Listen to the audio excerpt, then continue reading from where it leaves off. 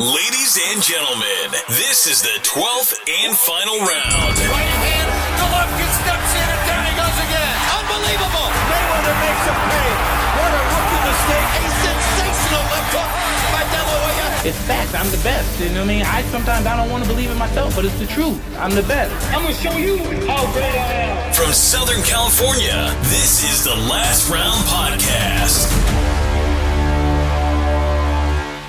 Welcome back to this week's episode of the Last Round Podcast. Thank you again for joining us after a significant, big upset in the boxing world. The pound-for-pound king takes his second loss, at least on paper. Some people might be yelling at their radios or their phones or something right now and saying, oh, well, he lost the first Gennady-Golovkin fight and all that stuff. But we're talking about on official records, taking his second loss. Canelo Alvarez taking his second loss of his career against Ramirez-Bosel.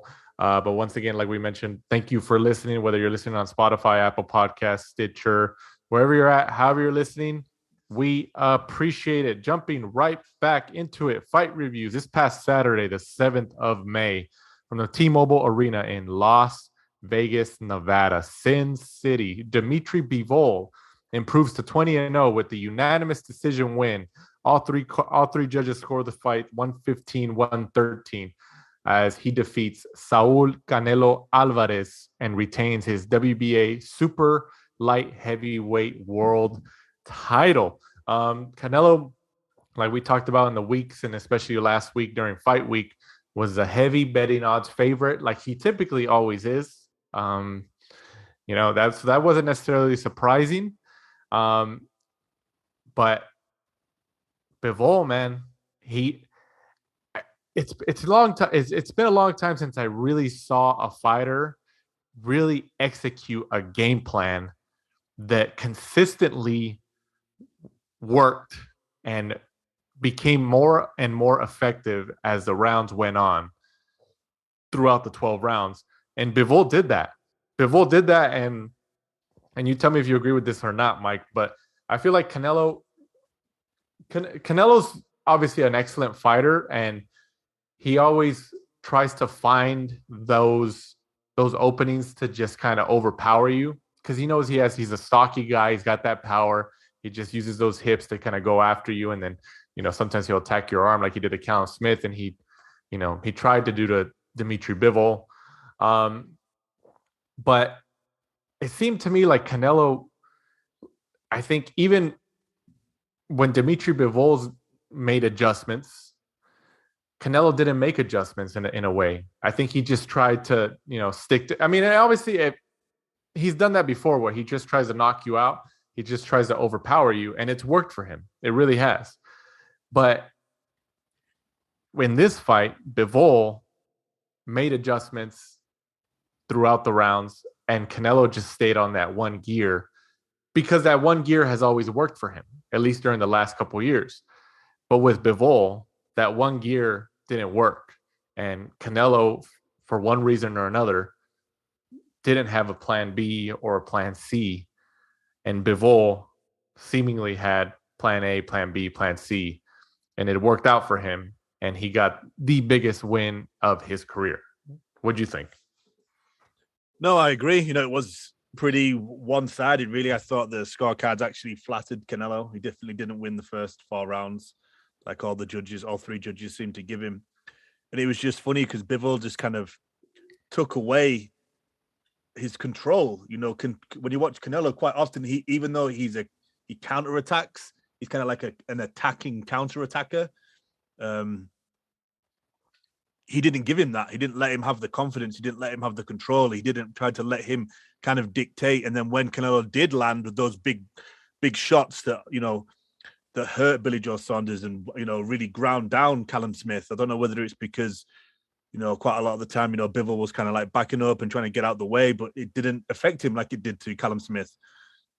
Callum Smith was just really ground down by taking, constant blows to his arms, which kind of blew out his bicep. But that didn't really affect Bivol. And every time he did come forward, you'd see Bivol try to jump back out of range, which I thought he controlled really, really well.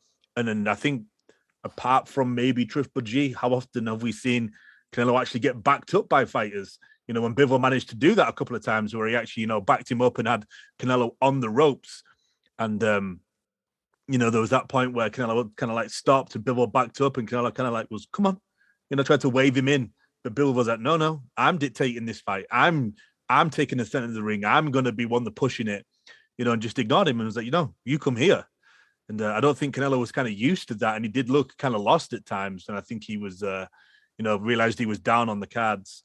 So, yeah, it was a good performance by Bivol. I think most of us counted him out. And, I said last week after his last two performances against, Craig Richards and I think Castillo, you didn't see that performance coming. Before that, when we were all kind of high on Bivol and Bivol seemed to be the guy that was avoided,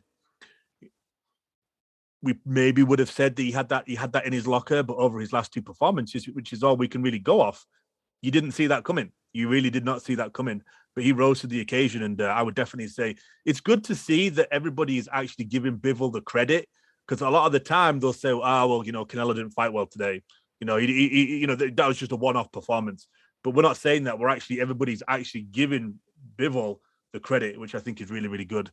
And if we do see the rematch, why not do it at 168? I'm sure, Bivol will want it at 168, so he gets the chance to win all the titles at 168. But then I'm sure, for legacy, because it looks like, Canelo's trying to, be up there with, Chavez and, other Mexican greats. I think that's his aim, is to try to be up there with those guys.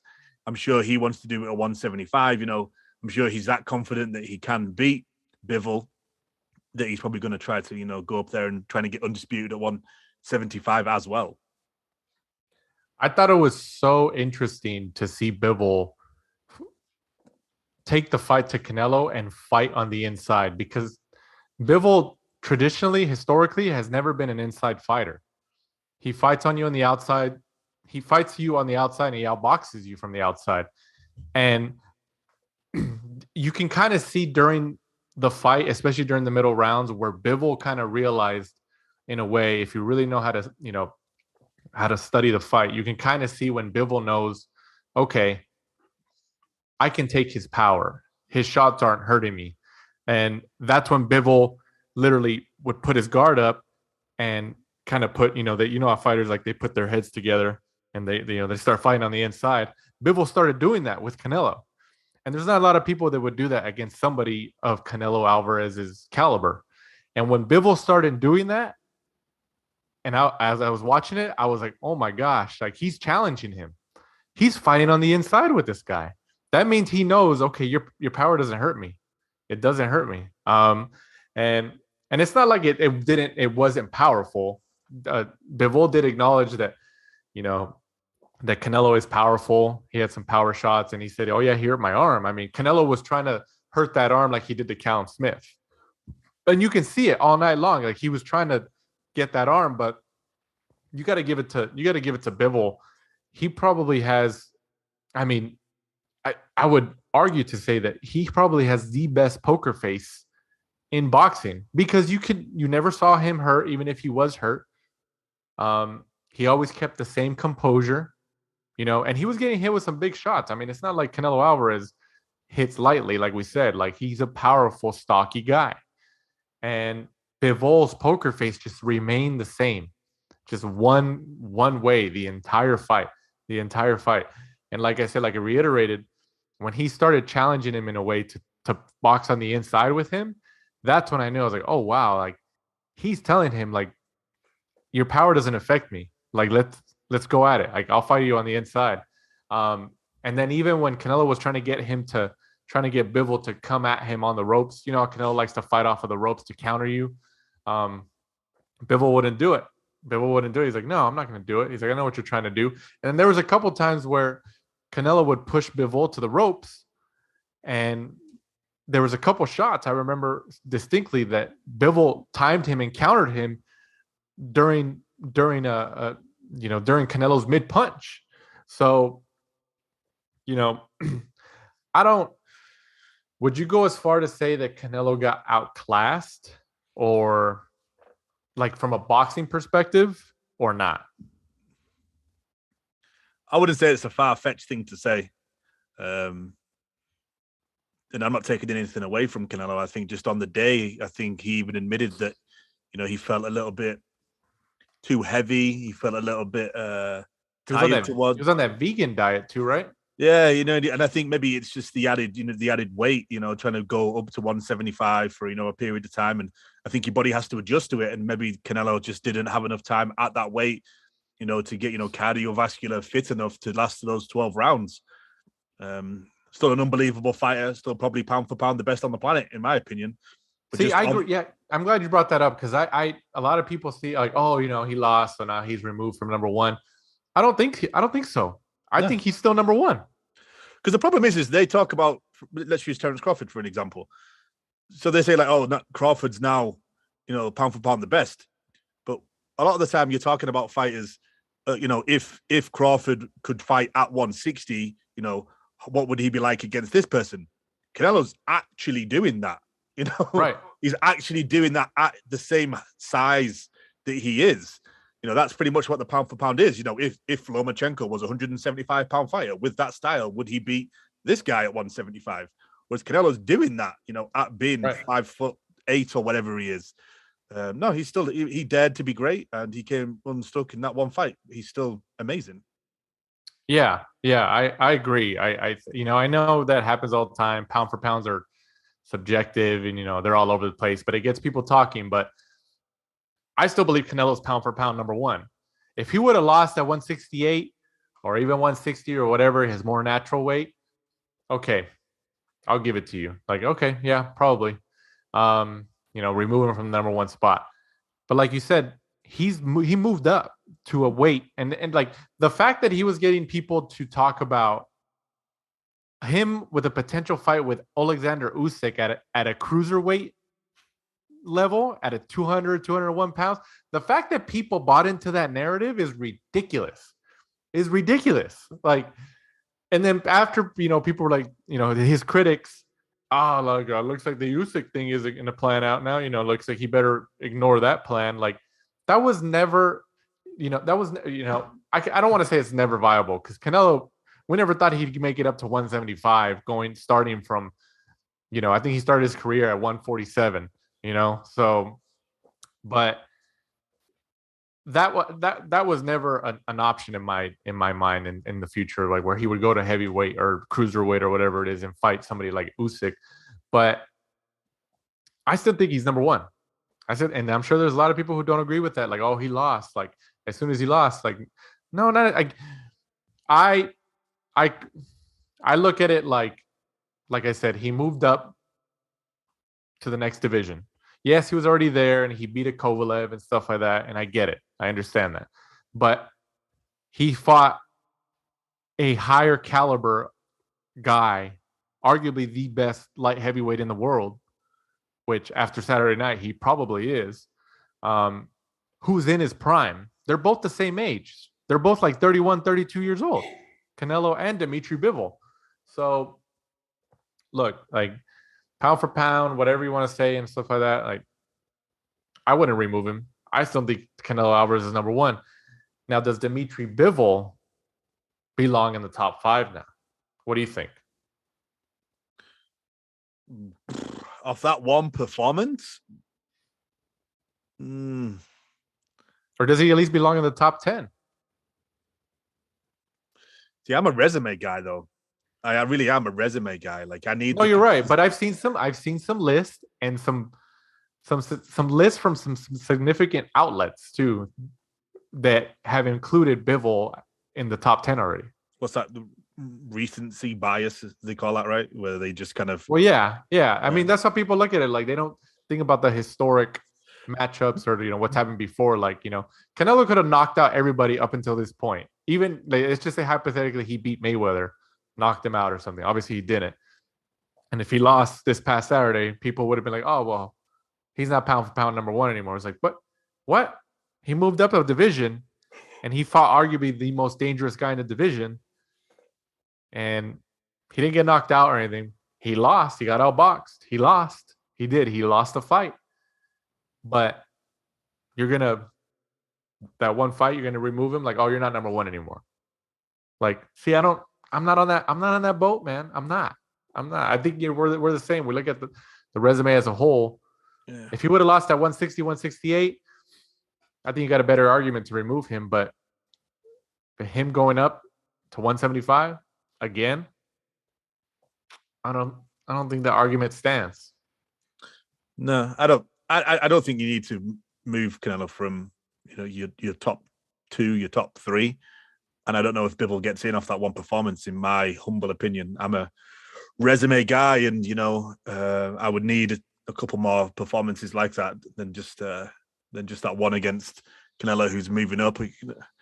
Because is Canelo really a 160er? Because he's not huge for 168. He's just that good. So, right. facing Bivol, Bivol didn't make easy work of it, to be honest with you. I would say it's more at 8-4, 9-3, maybe in terms of rounds. I don't think he won anywhere near as many as they decided to give him. Put it this way, if Bivol didn't win the 12th, it's a draw. Yeah, that's ridiculous. That's ridiculous. I actually agreed, I believe, and some people obviously they criticize him, but I agreed with Maddox's scorecard. I think he had it 117, 111. I agreed with that. I agree with that. He probably had it 117, 111 Canelo, though. No, he had it for Bivol. I agreed with that. I thought that was accurate. It could have even been 118, 110. It could have. I mean, Bivol, and if you look at the punch stats, I know we talked about the punch stats, stuff like that. There was a discrepancy between CompuBox and then Sky Sports with theirs a couple months ago and all that stuff. And it was kind of crazy to see the difference between both of those. So, take it with a grain of salt. But the punch stats, Bivol just demolished Canelo. Outlanded him in every single round. Yeah, it was crazy. But then you got to think about it too. Like Kovalev, before he got knocked out, Kovalev was also outlanding Canelo before he got knocked out. Yeah. And I think Kovalev got knocked out in the 11th? Was it the 11th round? Yeah, it was one of the later rounds, yeah. It was one of the later rounds, maybe the championship rounds. I mean, I'm trying to remember like were people talking about like when Kovalev was beating him before he got knocked out, like, oh wow, like Kovalev could get the decision here. I mean, it's possible, but obviously he didn't. He got knocked out. But I mean, people gotta, in terms of the 115, 113 scorecards for all 3 judges, historically it's been like that. It's been like that with the A-side fighter, the money fighter, the De La Hoyas, the Pacquiaos, the Mayweathers, the Canelo Alvarez, especially when you fight in Vegas, the fight capital of the world. Sorry, New York. Sorry, LA. It's actually Vegas. You're already down. Like, it's true. And people get mad, when you actually see the evidence, like this past Saturday, 115, 113, everybody gets upset. And it's true. I mean, it's deserving. But it's true. Like, we've been watching box for how many years now? We watch all the time. We watch every week. We're boxing addicts here. But it's true. Like, what do we say? What do people say? Like, oh, yeah, you're fighting Canelo Alvarez, or you're fighting Manny Pacquiao or Floyd Mayweather. Oh, you're already down 4-0. And it's like we said, all 3 judges gave Canelo Alvarez the first 4 rounds. So there's your down 4-0 already, But I mean, Bivol, like I said, congratulations to Bivol, man. I really don't think there's anybody but more deserving for a moment like that over the pound for pound king in the sport right now, because Bivol's been trying to get such a significant name in with him for so many years now. And he's been champion for like 4 or 5 years at light heavyweight already. And nobody's been wanting to fight him because he hasn't had the marketing and the financial risk behind him. His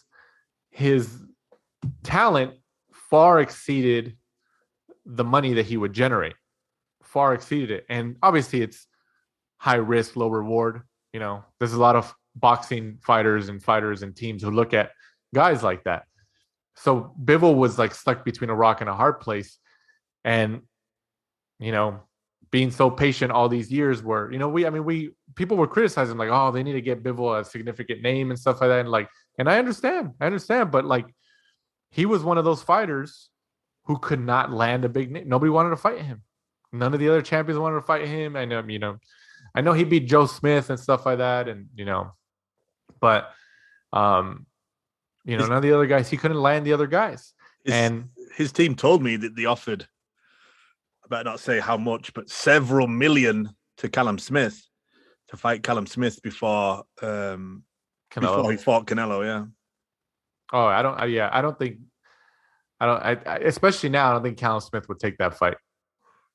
But yeah, I think they were trying to buy, obviously, what did he have at the time? The Ring Magazine, the WBC, and I can't remember what did Callum Smith have at the time after he won the World Boxing Super Series. Right. But that was at 168, wasn't it? Yeah, but Bivol was struggling to get fights, like you said. So when I was chatting to his team at Joe Diaz's gym, he said, yeah, we offered Callum Smith, several million, and they turned it down. And obviously, Callum Smith ended up selling the belts to Canelo. So yeah, it's a good way to put it. But yeah, like I said, going back to my original point, I mean, who else is more deserving of a moment like that? The Bivol's we talked to Mike Rodriguez, Bivol's Cutman, also this week, which is a bonus episode that it is also up along with this episode. Bivol's such a humble guy. I've interviewed him in person before. I've been to his apartment in LA a couple of years ago. I remember we went there to interview him. And he's a humble guy. He's a quiet guy, just kind of keeps to himself. And even in the post-fight press conference and in the ring, he was very humble, gave Canelo credit. He thanked him for giving him the opportunity. And then, and then he also said I want to be treated fairly in the rematch. If there's a rematch, I'll go down to one. And he even said, I'll go down to 168 and challenge him for his titles at his natural weight, and honestly, I think that makes the matchup more intriguing. If Bivol says, I'll go down to 168 and challenge him for all his undisputed titles. Honestly, what do you think is more realistic? That Bivol does that, or that Canelo stays at 175 and activates the rematch again in the same format? I honestly think that Canelo might just try and stay at 175 because he's kind of conquered 168, hasn't he? And I think, like we touched on before, I think he's chasing legacy. I think he wants to try to be either the next or, surpass Chavez. I think he wants to be he wants to be like the Chavez name when he's retired. We're always talking about, Chavez now. He wants to be kind of talked about like that, in years to come. So I honestly think he might do 175. And especially, in the press conference afterwards where Canelo was, he was, pretty good about the loss, but he did say I think that, Bivol won a maximum of 5 rounds. So I think in his head, maybe he thinks there isn't much to change, because he thinks he won 7 rounds and, and Bivol got 5. And, unfortunately, it just wasn't his night with the judges. So, I think he's probably stubborn enough, confident enough, and chasing legacy that I could see him doing it again. I could see him running it back at 175. Yeah, I could see that. Because I think that, I think he would know that if he gets Bivol to go down to 168, he'd open up the floodgates for criticism, especially if he wins.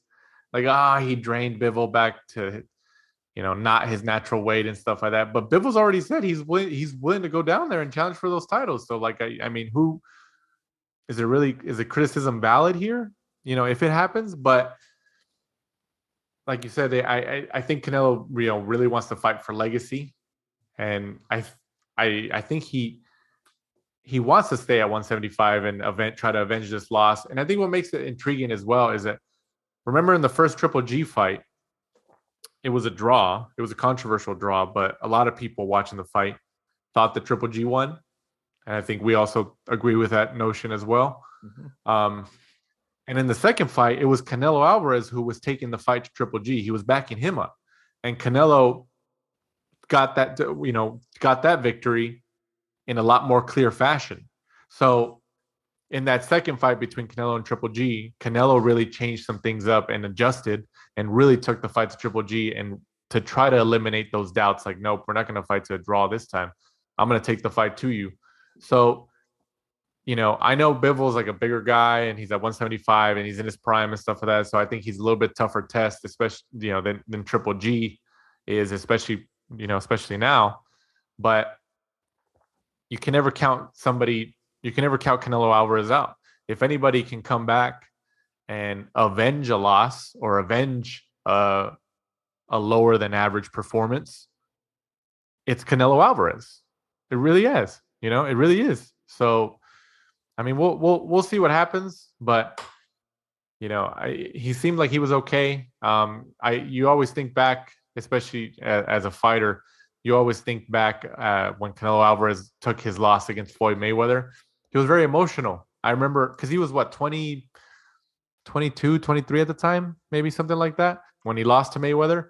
I remember in the ring, you can see he was kind of emotional. And I remember, I think Chepo Reynoso, one of his trainers, was telling him in Spanish, keep your head up, don't worry about it, stay strong, stay prideful, keep your head up, don't worry about it, don't worry, because you could see he was upset. He was emotionally upset that he took the loss, and that was his first professional loss. And I think at this one, he was obviously bothered. He was like, oh man, I lost, nobody wants to lose. But he did go and party at some club in Las Vegas right after. There was video of him hanging out with his wife and some other people. Then he was on the microphone talking to everybody in the club. So, hey, that's good. That's good, because I thought, oh man, he's such a competitive guy. What if he's gets, really, really upset? Obviously he wanted to win, but he was in the club after the fight, partying it up. So I think from a mental health perspective, when you compare it to when he lost to Floyd Mayweather, that was really good. But obviously, if we see that fight again, we're going to see it in September. I mean, and Bivol already said that he wants to renegotiate the rematch clause, which I don't think is going to happen. His team already signed on to get, the rematch clause is already in effect. They might say oh, we want to do this. But Canelo and his team are probably going to be like, no, we're not. You already signed. Why are we going to change the details? Who knows? But do you think it's possible that Canelo says, okay, me and you will fight in December, Bivol. I'm going to have another fight I'm going to fight Triple G in September. Because honestly, I'm still interested in the Triple G fight. I think it kind of, maybe Canelo losing makes that fight a lot more intriguing with Triple G at 168 pounds. Am I wrong? No, that's a good point. I never looked at it like that. I think a lot of people after, Triple G's performance were thinking, maybe Triple G's lost a step. Maybe he's, Father Time's caught up with him. Yeah, so maybe some people are now looking at, Bivol's performance, and they're thinking, well, you know what, why doesn't Triple G, copy that? And maybe the people are going to think now, well, Canelo is beatable.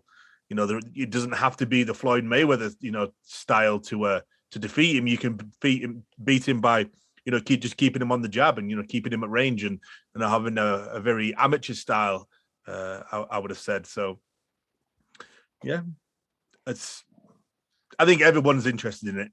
The casuals know Triple G. They know Canelo. I think it'll sell. It may not be as big as the first two, but it'll still do, very, very good numbers compared to, every other pay-per-view. One last point on the main event here. How many pay-per-view buys do you think this produces in DAZN's first ever pay-per-view? Worldwide? So it's just a US one, isn't it? I think Canelo does pretty good numbers, doesn't he? Bivol's not that. Ooh. Not that high. I think it does in the fours. I was going to say threes. I think it does in the fours. They struggle to sell the tickets, which is, amazing for a Canelo fight. Yeah, they were lowering tickets throughout the week and stuff like that. I mean, they looked like it was a good crowd on TV.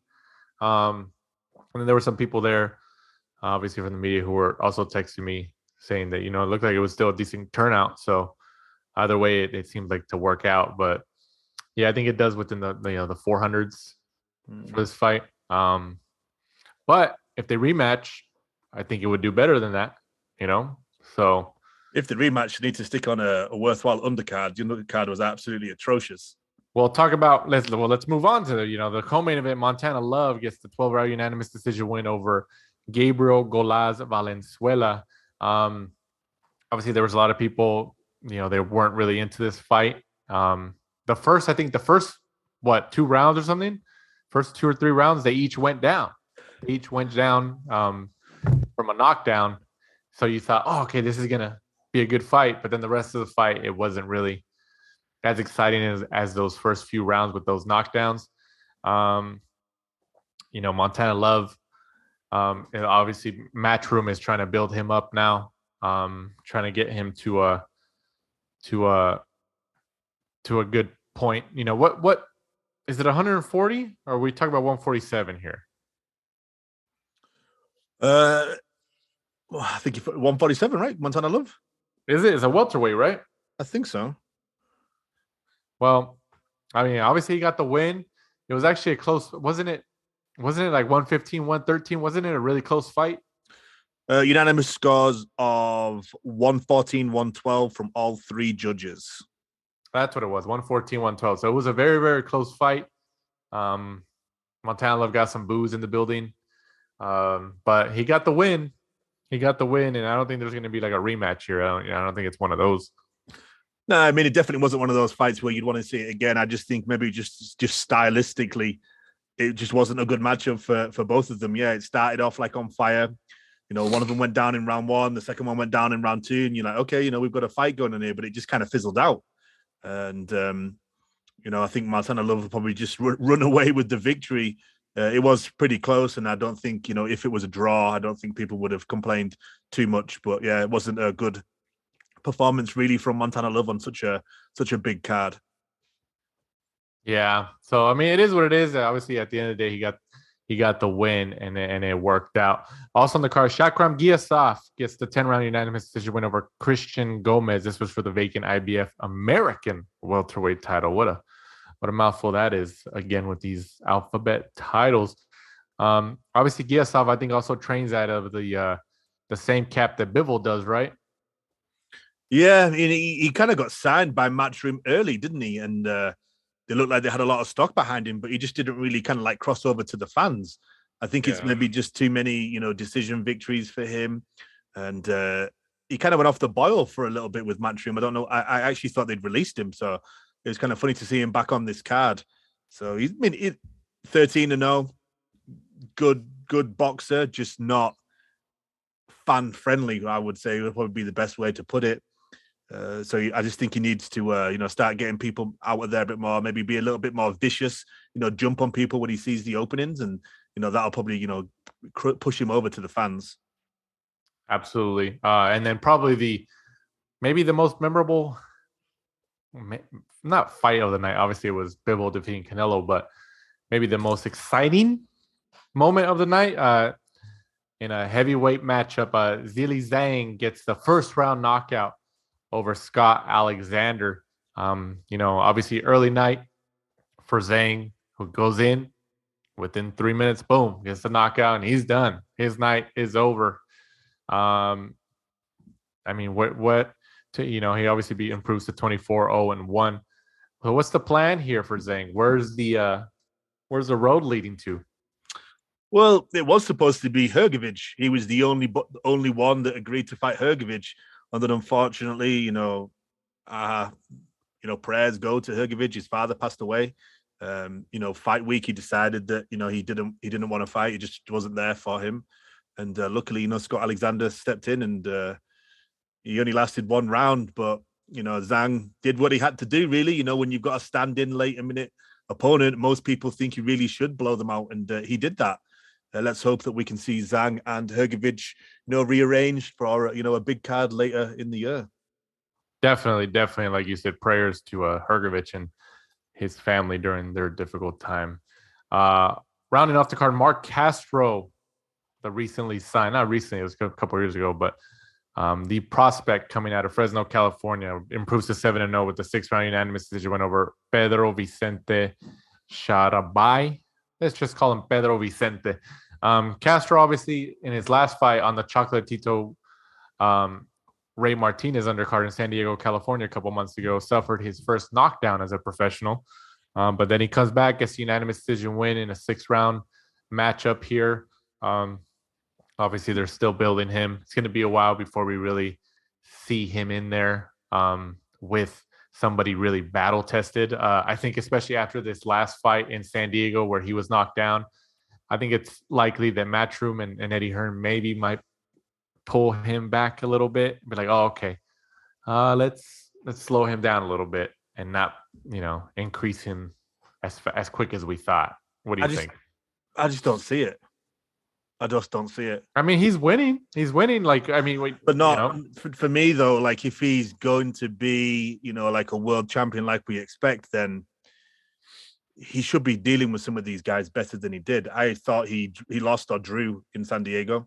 I don't think he reacted very well to getting knocked down. I thought he looked scared at times.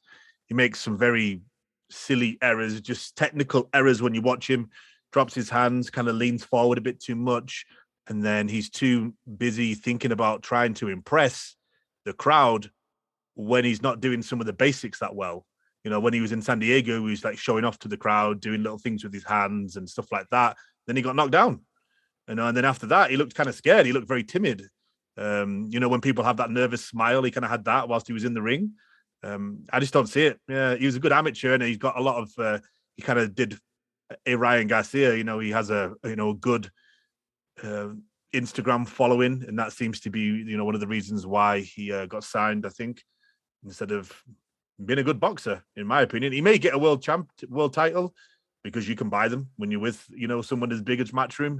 But I don't see him being having a long established career as a world champion, in my opinion. Anyway, I think he's going to be one of those fighters that changes trainers eventually to one of the more significant trainers.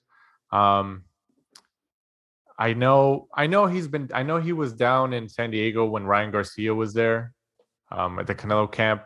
I know there was like photos and video of him also training there, and I'm not sure if he has or not, but I could be wrong. But Castro needs to train down here full time in Southern California and be at all these gyms with all these killers for sparring. Go to Robert Garcia's gym, spar with those guys, spar with that whole stable there. Go to Buddy McGirt's gym, knockouts boxing gym, It's funny because when he had that fight in San Diego, like one of the things he prides himself on and always constantly posts videos of is his head movement. He puts a blindfold on and then swings that bag, that's very small bag, and then like ducks and dodges in between it. But when you watch him in a fight, his head movement is non-existent when he puts the pressure on. You know what? That's true. That's a good point. Isn't that interesting? Because I think it's one of those things where as soon as the bell goes, he becomes very focused and forgets to do it. And also I didn't watch the fight that many times this time round, but when he was in San Diego, his jab was non-existent. He left it at home. He was just throwing, and he constantly headhunts. He doesn't go to the body that often, doesn't throw many hooks to the sides, to the liver or anything like that. Constantly, everything's just about focusing on the head. He doesn't mix it up enough either. He's still young and he can improve, and look at the improvements we've seen on Conor Benn. Conor Benn looked like he couldn't even win a regional title. And now I would say he's probably maybe good enough to be a title challenger. 147 is extremely, extremely hard. So I doubt he's going to be a world champion. But like I said before, you can buy it when you're with somebody like Matchroom. So maybe he will. So I am a little bit down on Castro, but I think it's just the fact that he keeps being thrown down our throats on such big cards. And in my opinion, that he's not there yet. He's not ready yet. And there's probably a lot more talented fighters that don't have the following that Castro does, that I believe should be on a Matchroom card that's headlined by Canelo. Yeah, maybe. But it's also, from a business perspective, like we talked about last week, and even Eddie Hearn pretty much acknowledged it in a lot of interviews, until Jake Paul got involved for the Serrano-Taylor fight, they probably weren't going to do that fight. When Jake Paul got involved, he brought it over the line. He brought a lot of exposure to it. Castro gets on these cards because he's Mexican, obviously. It's going to be a lot of Mexican fans, Hispanic fans watching a Canelo fight. And he has a big social media following. So they're hoping they get that crowd. It's like Ryan Garcia, the same. They hope that crowd transitions into watching the pay-per-view or something like that. that's what the hope is from a business perspective. Is it really translating? Has it shown to translate in the boxing world yet from social media to here? Not necessarily, not from what we've seen, but I think that's what they're trying to stick to, and hopefully it pans out for them. But like I said, he remains undefeated at 7-0. So far, so good. He's still young, like I said. But do you think it backfires when you have those last two performances? No, I don't think so. I think I'm not going to count him out yet. He's still a young kid. I think the only concern, like you said, that we had even at the beginning, and still, like, he's very into social media and marketing and stuff like that. But if he can do that, but still train hard and fight, and obviously he keeps winning and stuff like that, which is great. It's fine, but don't get consumed by it. Like a Ryan Garcia and all that stuff. Don't get sucked into it like that. And remember, you're a fighter, so keep the line in between. You can mix it when you need to capitalize on the business aspect, but at the end of the day, when you get to those ropes, all those followers on social media, all those millions of followers, they're not going to fight for you. So you got to figure it out. Moving on to fight previews. This upcoming Saturday, the 14th of May, from the Dignity Health Sports Park in Carson, California, the War Grounds, formerly the StubHub Center, on Showtime. Jermell Charlo, 34-1-1, goes up against Brian Castaño, 17-0-2. This is for the undisputed super welterweight world titles at 154 pounds in a rematch where these two fought to a draw sometime last year, I believe, in one of the best fights of the year last year. I think it was at Staples Center. I'm hoping we have another great fight. I'm really hoping we have another great fight. I really don't know who to pick here, because that first fight was close. They both brought it. I think everybody knows and acknowledges that the Charlo brother at 154 has been a lot more battle tested than his brother Jermall at 160 pounds. I think everybody knows that. I think Jermell at 154 has really been battle tested, has fought some of the best talent in the world in that weight class. And I'm really looking forward to it, man. I'm really looking forward to that fight. I'm going to go as far to say somebody gets knocked out. Is that too much? Or am I just wishful thinking here? No. You know what? I think now that you've said it and I think about it, I think the fact that they've been in with each other before, we're looking at round 13, right? Yes. They know each other, that kind of that feeling of the unknown, like, oh, what does he do when I do this? And what does he do when I do this? They've been there, they've done that. So, a lot of the time when you see these, second fights or like a trilogy, it literally is just round 13. They kind of like, they start off where they left last time. And fingers crossed, I hope so, because, this last weekend, I think you'll agree, wasn't the greatest for boxing. So hopefully, looking at this time round, that it's going to be man, I hope so. It's going to be as good as the first one. The first one was amazing. I think that's also a good way to put it. This is round 13.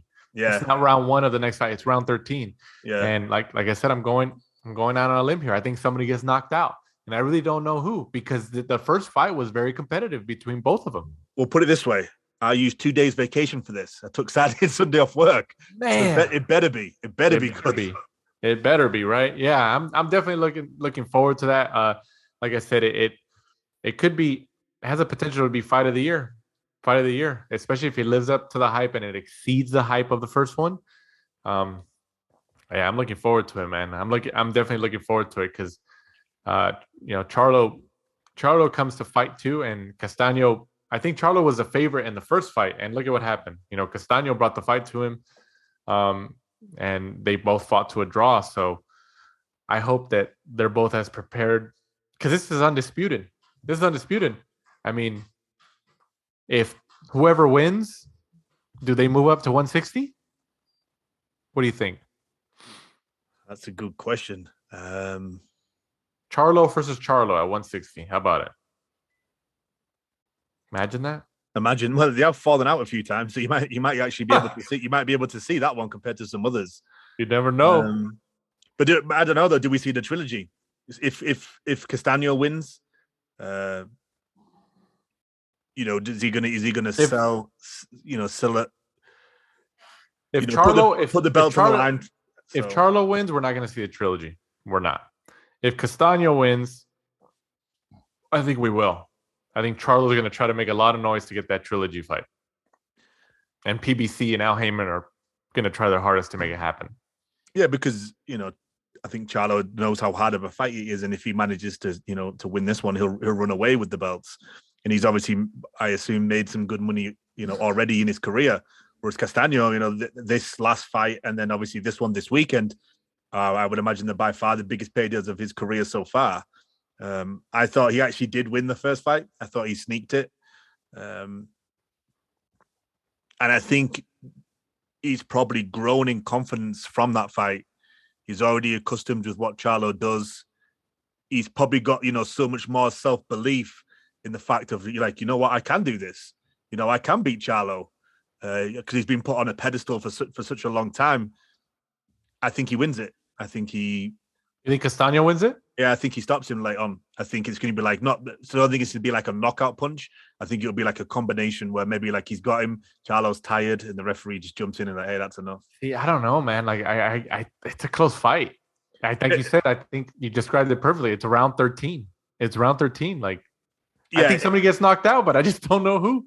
Even if it's 75% of what the first fight was, it's going to be an unbelievable fight. Yeah. Just it's a busy weekend all around. We're going to go through the other cards soon, but This is probably the fight of the weekend. Yeah, definitely. Should be the fight of the weekend between these two. Undisputed at 154. Hey, man, we're getting a lot of undisputed fights. We've gotten in the last couple of years, which is great. This is what we want, and it's happening. It's definitely happening.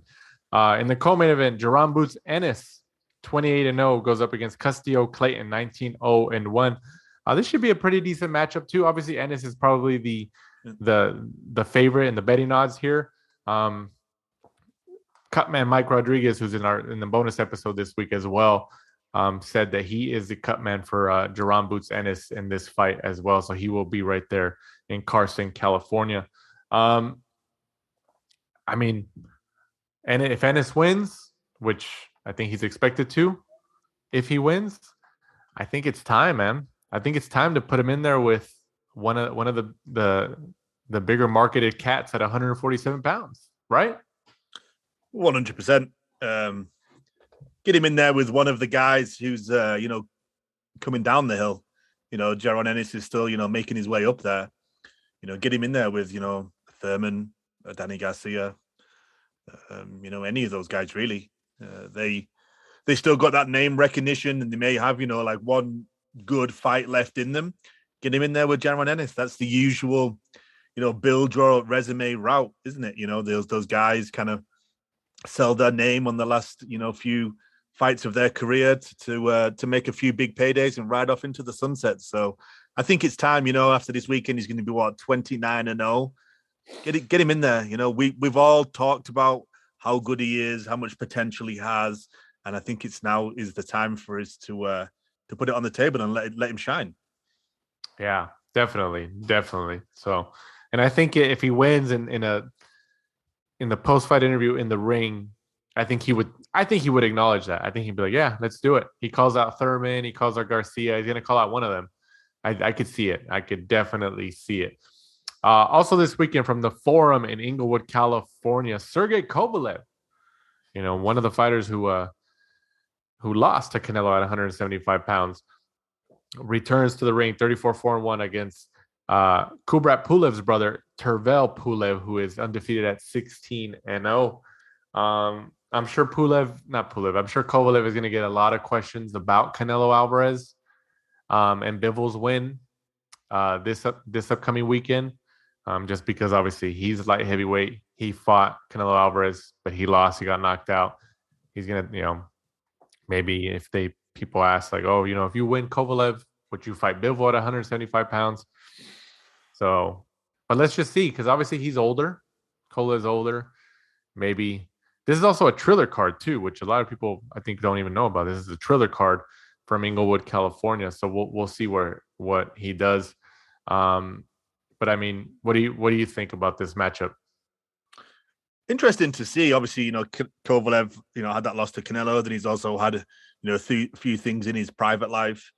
Still training with Buddy McGurk. So it'll be interesting to see, what really he's got left, and what really does he have left to achieve. Really, he was like 2-time world champion at light heavyweight.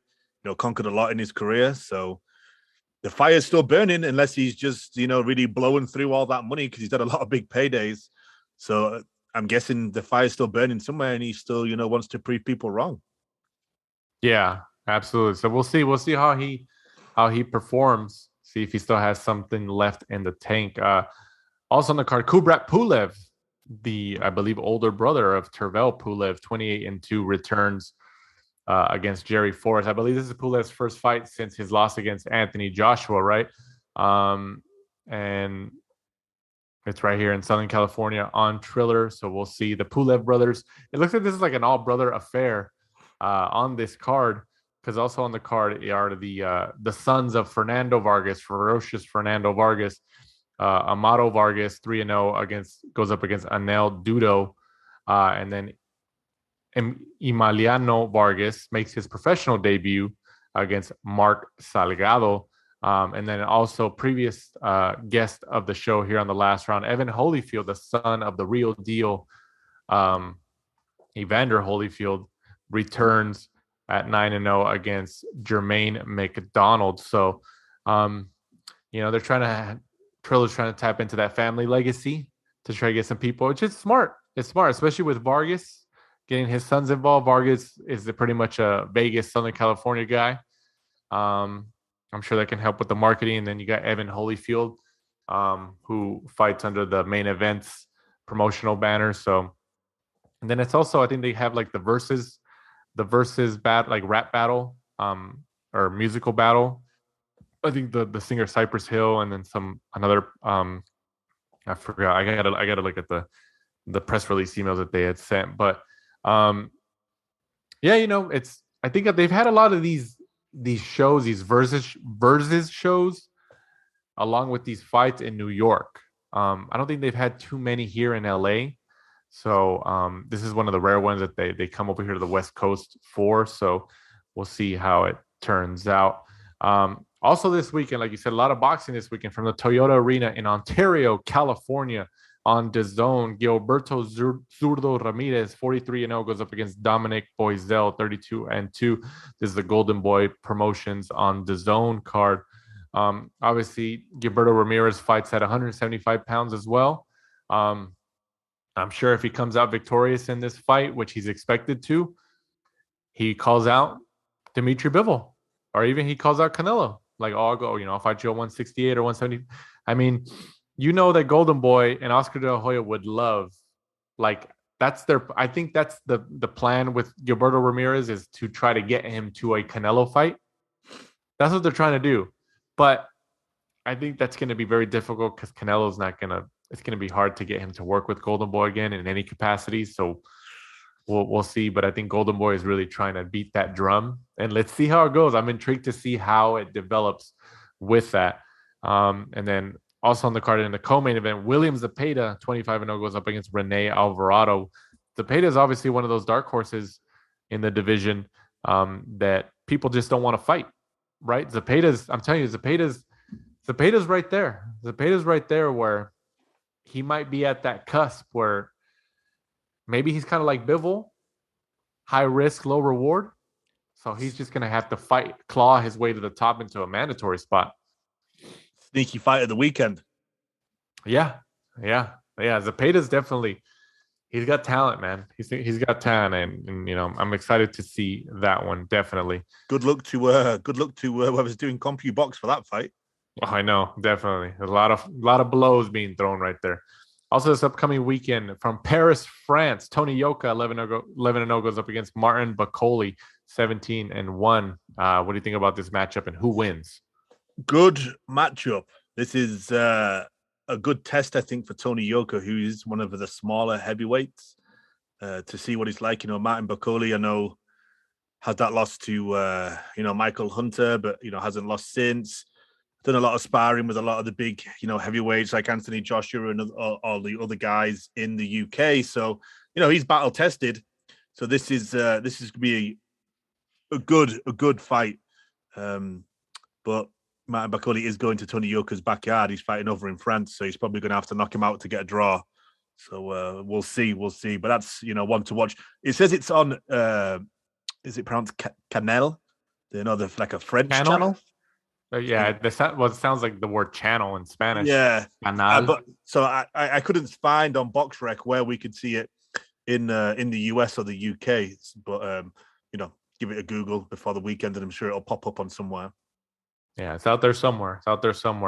News and notes. Kell Brook has stated that he's officially retired from the sport of boxing after, I guess, some contemplation in terms of returning for a fight against maybe a Conor Benn, maybe the Amir Khan rematch or something.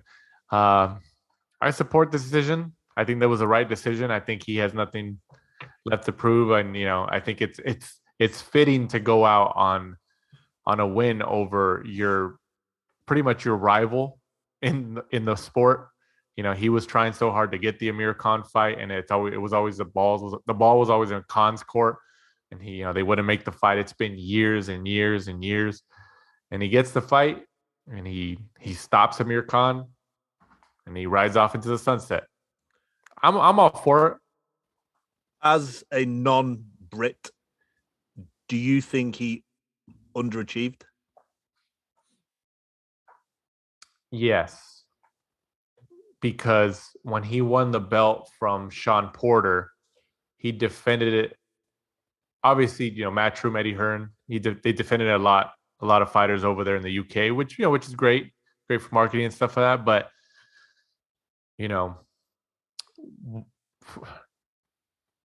Floyd Mayweather was still active at that time. I know that because I think Kell Brook did. Manny Pacquiao was still active at that time. I know. I agree, and I think Kell Brook did an interview. I think it was this week I watched it where he said that it was like an Al Heyman, Eddie Hearn thing, and they were all I believe it. They were all on PBC, and he just couldn't. But I feel for him. I feel for him because I agree with you. I think that I was really high on him because he was around the time when I was watching a lot of boxing, so I kind of grew up watching Kell, and there's just so many names that we didn't see him fight. So many names, and he probably would have had a very competitive chance in all those fights, especially after that Sean Porter fight. He had a lot of momentum behind him, and even in the Spence fight, or the Triple G fight, like he had his moments, but it just didn't work out. But I think he made a lot of money. He did his thing. He had a successful career, especially from the financial standpoint, so it worked out. But from a fan standpoint, a boxing standpoint, there's a lot of fights with opponents who could have been across from him that would have been very, very exciting to see. Very exciting to see. What did Lennox Lewis call it? Politricks, yeah. And I mean, like you said, Kell Brook said that there was obviously some beef, and there still is beef between Al Heyman, PBC, and Eddie Hearn, Matchroom. We see Leonard Ellerbe always talking crap on Twitter for everything. He was recently talking crap about Eddie Hearn because Eddie Hearn, he'll say stuff in interviews, and then Leonard Ellerbe he responds on Twitter. It's kind of entertaining to see sometimes because they kind of go back and forth, and it's pretty hilarious. I don't see it because I'm blocked. I only see it if you send it to me. Oh yeah. Oh well, he blocked the show. Yeah, he blocked our actual show account. I don't think he blocked our actual personal Twitter accounts, but I think he blocked us when we had Rick Glazer on the last time. So, Leonard Ellerbe, if you're listening, we'd love to have you on the last round here. We're fans, man. We're fans. We're not here to be mad at people. We want to promote the sport from every side. We don't want any promotional politics. That's the ideal boxing world we want to live in. So you're welcome to come on, Leonard Ellerbe. We've said it before. We'd love to have you on. Love to have Tank Davis on. It'd be great. It would be great. Also, Chris Eubank Jr. has called out Triple G after Bivol defeated Canelo this past weekend. Let's see what they're going to wait for what Canelo does. I'm sure Triple G's team is talking to Eddie Hearn right now. And it's like, well, what's the plan? What's the plan? You know, we're supposed to fight in September. It's only 4 months away. That plan has to be either solidified now or in the next couple weeks. It has to be. It has to be. So I don't think, it's possible that Triple G fights in September if Canelo still fights, right? Just to kind of keep with the schedule, or does Triple G wait for the winner of Canelo-Bivol 2 possible? Yeah, I mean, it's going to be interesting, isn't it? Because obviously we had the Triple G trilogy like penciled in for September, and then obviously Canelo was going to come over to the UK, December time towards the end of the year and fight probably John Ryder, it seemed like. So it's going to be interesting to see what happens now. Like, we're not going to get to see Canelo do like a little world tour. Is he going to come over to the UK? I'm sure a lot of people were looking forward to that. So that's kind of put a little dent in their plans. Yeah, I mean, he's still young. It could still happen. He has a lot of years in boxing left, so it's still highly possible. I could see it happening eventually. And also, Money Mayweather returns another exhibition belt. And he's going to lace up the gloves again this upcoming weekend. And I'm sure he's going to make multi-million-dollars again, like he always does. He's a smart businessman.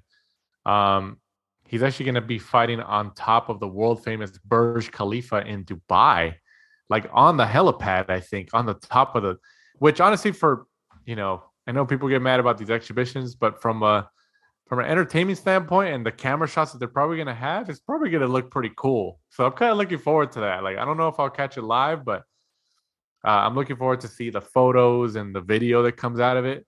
And hey, it's Floyd Mayweather. Can you really be surprised at this point?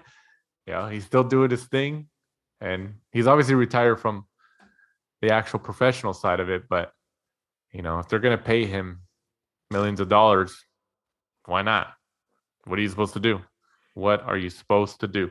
But once again, guys, we appreciate you guys listening to this week's episode of the Last Round Podcast. Once again, we have a bonus episode also included this week with professional cutman Mike Rodriguez, who was the cutman for Dimitri Bivol this past weekend against Canelo Alvarez in Las Vegas. So make sure to check that one out and have Mike give you a peek behind the curtain into the Bivol camp, and then after the fight, and then also his dilemma in getting and waiting for his girlfriend's purse at the T-Mobile Arena.